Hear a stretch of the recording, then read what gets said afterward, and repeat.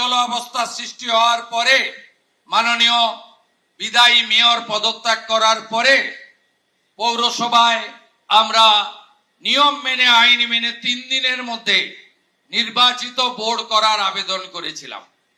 যারা সংখ্যাগরিষ্ঠ দল ছিলেন তারা সে কাজ করতে পারেননি। আমি এটা বিতর্কের জায়গায় নিয়ে যাব না, আইনের পরিভাষা দিয়ে বলবো। তাই রাজ্য সরকার বাধ্য হয়েছে প্রশাসক বসাতে। 8ই জুন প্রশাসক বসেছে।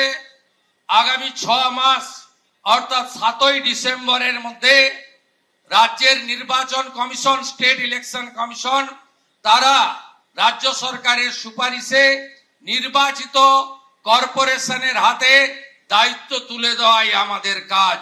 প্রশাসক আমরা বসিয়েছি, প্রশাসককে সহযোগিতা করার দায়িত্ব আপনাদের সকলের।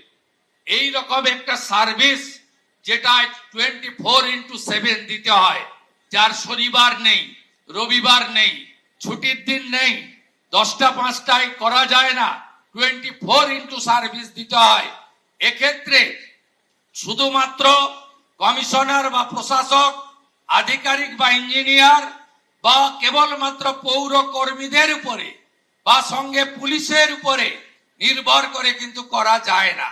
আসুন আমরা ওরা নীতি ছেড়ে দিয়ে আমরা সবাই উন্নয়ন, বিকাশ, প্রগতির মধ্য দিয়ে আমাদের কলকাতাকে এগিয়ে নিয়ে যাই এবং আমরা ডিলিমিটেশনের মধ্য দিয়ে আমরা কলকাতায় ওয়ার্ড পুনর্বিন্যাস করে একটি 6 মাসের মধ্যে নির্বাচিত বোর্ডের হাতে দায়িত্ব তুলে দিই। এটাই আমাদের সকলের ইচ্ছা থাকুক।